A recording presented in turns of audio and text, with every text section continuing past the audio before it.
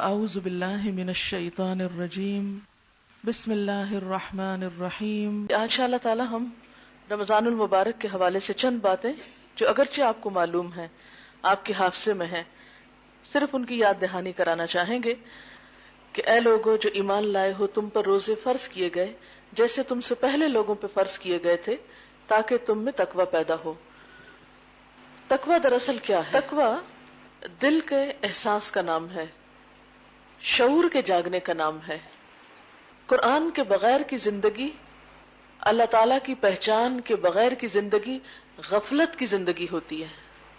قرآن انسان کو جگاتا ہے، شعور دیتا ہے۔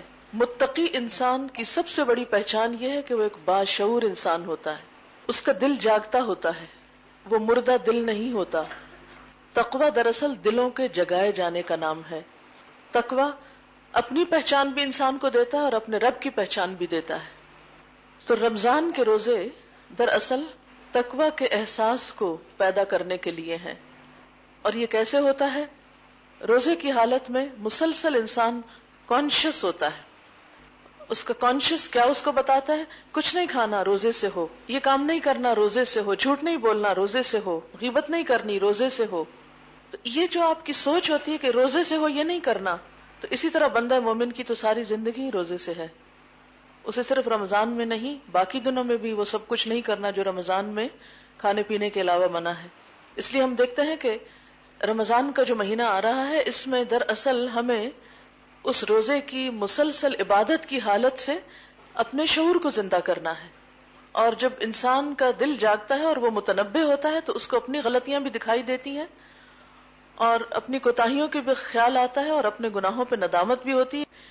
یہ احساس ہم سب نے اپنے اندر بھی پیدا کرنا ہے اور جن تک ہم پیغام لے کر جائیں ان کے اندر بھی پیدا کرنا ہے۔ پھر اس کے بعد ایام معدودات اور چند مقرر دنوں کے روزے، پھر یہ بتایا کہ کوئی بیمار ہو یا سفر پر ہو تو گنتی پوری کرے، اور یہ تمام فقہی احکامات کے بعد پھر آگے آ رہا ہے رمضان وہ مہینہ ہے جس میں قرآن نازل کیا گیا ہے، جو انسانوں کے لیے سراسر ہدایت ہے۔ تو ذاتی زندگی میں جس طرح روزہ ایک شعور بیدار کرتا ہے، اسی طرح قرآن بھی ایک شعور بیدار کرتا ہے انسان کا۔ اسی لیے روزہ اور قرآن ساتھ ساتھ ہے، اور اللہ تعالیٰ نے قرآن کو رمضان میں اتارا ہے۔ ایک روحانی طور پر انسان کو جگاتا ہے اور ایک جسمانی طور پر انسان کو الرٹ رکھتا ہے، اور یہ دونوں مل کر صحیح معنوں میں تقویٰ پیدا کرتے ہیں۔ اور قرآن کا مقصد کیا ہے؟ صرف تلاوت نہیں، انسانوں کے لیے سراسر ہدایت، اور پھر اس کے بعد ایسی واضح تعلیمات جو راہ راست دکھانے والی اور حق و باطل کا فرق کھول کے رکھ دینے والی ہیں۔ لہذا جو شخص اس مہینے کو پائے روزہ رکھے، اور پھر کچھ فقہی احکامات ہیں، نیچے آ کے اللہ تعالیٰ فرماتے ہیں کہ اللہ تعالیٰ نرمی کرنا چاہتا ہے، سختی نہیں چاہتا، اس لیے یہ طریقہ تمہیں بتایا جا رہا ہے کہ تم روزوں کی تعداد پوری کرو، اور جس ہدایت سے اللہ نے تمہیں سرفراز کیا ہے اس پر اللہ کی کبریائی کا اظہار اور اعتراف کرو اور شکر گزار بنو۔ تقویٰ کے علاوہ دو کام اور جو ہم نے کرنے ہیں، اپنے اندر بھی پیدا اور لوگوں کے اندر بھی، وہ کیا ہے؟ نمبر 1 اللہ کی بڑائی کا احساس، اور نمبر 2 شکر کے جذبات۔ جس کی نگاہ میں اس کا رب بڑا ہو جاتا ہے، اس انسان کے اندر لازمی طور پہ عاجزی آتی ہے، اور جب عاجزی آتی ہے تو شکر آتا ہے۔ جو شخص متکبر ہے وہ کبھی شکر گزار نہیں ہو سکتا، یہ دونوں ایک دوسرے کے اپوزٹ ہو جاتے ہیں۔ تو لعلکم تشکرون کی جو کیفیت ہے یہ بہت ضروری ہے۔ گویا رمضان سے پہلے ہم نے ایک ٹارگٹ مقرر کرنا ہے، پلاننگ کرنی ہے، رمضان میں ایک ٹریننگ سے گزرنا ہے، ان ٹارگٹس کو میٹ کرنا ہے، اور رمضان کے آخر میں ایویلیویشن کرنی ہے۔ ہماری ٹارگٹ کیا ہے؟ لعلکم تتقون۔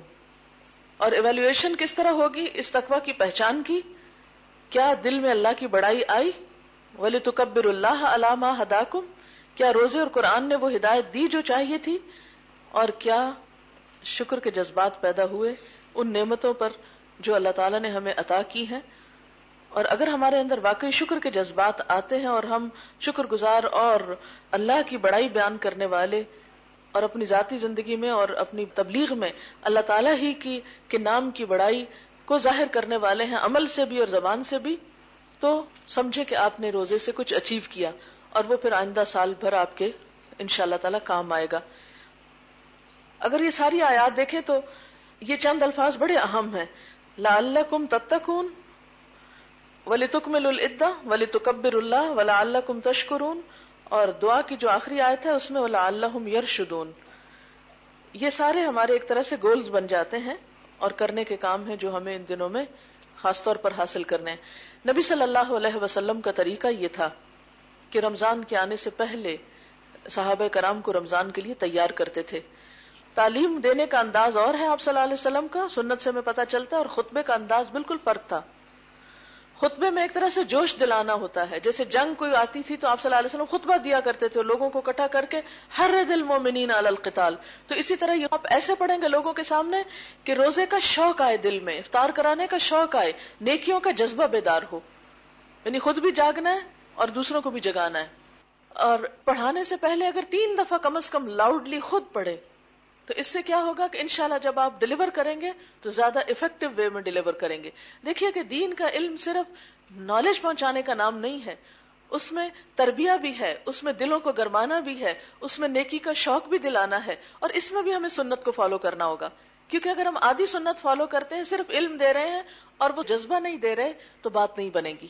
تو اس لیے کوشش کریں کہ پورا کا پورا فالو کریں تاکہ زیادہ سے زیادہ بہتر ریزلٹس آئیں۔ اتنا پڑھ کے پھر آپ خلاصہ کر دیں کہ اس سے ہمیں پتہ چلتا ہے کہ یہ مہینہ بہت عظمت والا مہینہ ہے، بہت برکت والا مہینہ ہے۔ اس کی برکت کی وجہ کیا ہے کہ اس میں اللہ تعالیٰ نے ایک ایسی رات رکھی ہے جو 1000 مہینوں سے زیادہ افضل ہے۔ اس کے روزے فرض ہیں، راتوں کا قیام نفل ہے۔ یہ صبر کا مہینہ ہے۔ صبر کس کس چیز سے؟ تھوڑا سا صبر پہ آپ بات کر سکتے ہیں، اور صبر کا بدلہ جنت ہے۔ واللہ مع الصابرین، واللہ یحب الصابرین، اس طرح کی باتیں۔ پھر ہمدردی اور غمخواری کا مہینہ، اس میں پھر تھوڑے سے طریقے بتا دیں کہ اپنے گھر والوں کے ساتھ ہمدردی کس طرح کرنی ہے، اپنے رشتہ داروں کے ساتھ ہمدردی کس طرح کرنی ہے، اپنے گلی محلے والوں کے ساتھ، اپنے اپنے علاقے کے لوگوں کے ساتھ۔ تو اس طرح آپ دیکھیں گے کہ ہمدردی اور غمخواری کا بھی اگر تھوڑا سا طریقہ آپ بتا دیں اور تھوڑے سے میدان بتا دیں تو ان کے لیے راستہ آسان ہو جائے گا۔ پھر اسی طرح خاص طور پر اس میں مومن کی روزی میں اضافہ کیا جاتا ہے، یعنی برکت ہوتی ہے۔ اور پھر افطار کا ثواب بتائیں، اور افطار کے لیے ضروری نہیں کہ افطار پارٹیاں ارینج کی جائیں، یہ بڑی بڑی دیگیں پکوائی جائیں۔ ہر شخص افطار کرانے کا شوق رکھے۔ دیکھیں آپ صلی اللہ علیہ وسلم نے نیکی کرنا کتنا آسان کر دیا، پانی کا گھونٹ پلا دو، نہیں بڑے کام کرو، پانی کا گھونٹ پلا دو۔ اب اس میں آپ کیا کر سکتے ہیں کہ گھر میں بچوں کو تربیت دے سکتے ہیں کہ ہر شخص، ہر بچہ مثلا ایک دن سب کو افطار میں سرو کرے، دوسرے دن دوسرا کرے، تیسرے دن تیسرا کرے۔ اس میں کیا ہوگا کہ اس کو سب کا ثواب ملے گا، یعنی وہ سب کو پیش کر رہا ہے کھجور یا پانی یا وٹ ایور، تو گھر سے یہ نیکی شروع کریں۔ پھر اسی طرح محلے میں یا اور علاقوں میں، اور کچھ نہیں تو آپ سارے پڑوس والوں کو کھجوریں لے کر سب کے گھر میں ایک ایک پلیٹ یا جو کوئی پیکٹ وہ بھجوا دیں۔ پھر اپنے اپنے علاقے کا آپ کو پتا ہو کہ کتنے غریب فیملیاں ہیں یہاں پر، کیونکہ اگر ہر شخص اپنے علاقے کی فکر کرنے لگے تو آپ دیکھیں گے ہر جگہ پہ پھر غربت جو ہے اس کو کور کیا جا سکتا ہے۔ اور پھر ایسے علاقے کے جہاں کوئی قریب میں دینے والا نہیں تو ان علاقوں کا پتا ہو کہ اس رمضان میں یہاں یہاں یہاں، اور کچھ نہیں، ایک کھجور ایک کھجور کا پیکٹ، یا آپ کوئی کھانے کی چیز، یا کسی دن پکوا کے اگر اللہ نے آپ کو وسعت دی ہے، کیونکہ کھانا کھلانا جنت میں لے جانے والے کاموں میں سے ہے۔ یعنی کوئی بھی نیکی کا طریقہ جو ہے خود بھی کریں، اور جس کو آپ درس دیں اس کو بھی طریقے اور ٹپس بتائیں، تو انشاءاللہ تعالی اس سے آپ کو فائدہ ہوگا۔ اور پھر اس کے بعد یہ ہے کہ خاص طور پر حقوق العباد، اور حقوق العباد میں جیسے آپ صلی اللہ علیہ وسلم دنیا سے جاتے ہوئے عورتوں اور غلاموں کے بارے میں بات کر رہے تھے، اور آج کے دور میں اگر غلام نہیں تو نوکر لوگ جو ہیں ان کے لیے سہولت پیدا کرنا جو ہے یہ بڑی نیکی ہے۔ یہ نہ ہو کہ ہم اپنی صرف زبان کی ٹیسٹ کی خاطر ان کو اتنا کچن میں الجھا دیں کہ وہ نمازیں بھی نہ پڑھیں، خود تو ہم تراویاں پڑھ رہے ہیں اور نفل تہجد پڑھ رہے ہیں اور پتہ نہیں کیا کچھ کر رہے ہیں، اور ان بیچاروں کو ہم اتنے کے بھی قابل نہ چھوڑیں۔ تو اس لیے گھر کا اگر آپ کٹ ڈاؤن کریں گے کھانے پکانے کا، یا خود ساتھ لگیں گے یا کسی بھی طریقے سے ان کا کام کم کریں گے، تو انشاءاللہ تعالی اس پر بھی اجر ملے گا، اور یہ ہم میں سے ہر ایک اس کی طرف توجہ دے گا۔ بعض اوقات ہم کہتے ہیں جی ہم تو درس دینے جا رہے ہیں، تو بڑی نیکی کا کام کر رہے ہیں، اور تم لوگ یہاں بیٹھ کے ہمارے لیے 10 کھانے پکاؤ۔ یہ طریقہ نہ ہو، یعنی کہ ہم اپنی غذا بھی سادہ رکھیں، ان کا کام بھی کم کریں۔ پھر اسی طرح جیسے اگر کوئی بڑا کام، بعض لوگ گھروں کی صفائی شروع کرا دیتے ہیں رمضان میں، یا اس طرح کے اور کام کرتے ہیں۔ بعض اوقات سحری میں کیا کرتے ہیں، وہ سرو کرتے رہتے ہیں، جی آخری منٹ میں ہمیں گرم پراٹھا چاہیے، وہ تو بےچارے پکاتے رہتے ہیں اور ان کی سحری رہ جاتی ہے۔